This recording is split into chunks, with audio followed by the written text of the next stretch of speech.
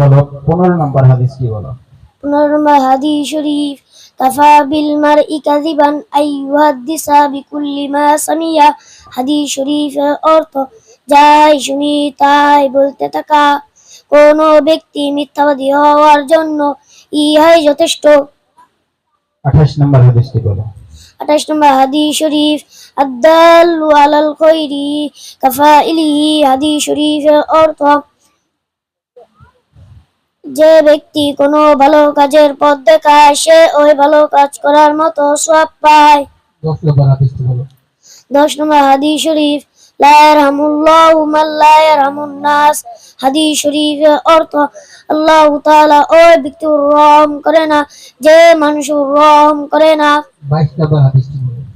22 নম্বর হাদিস শরীফ, আল গিনা গিনান নাফসি। হাদিস শরীফের অর্থ, প্রকৃত ধনী আত্মার ধনী।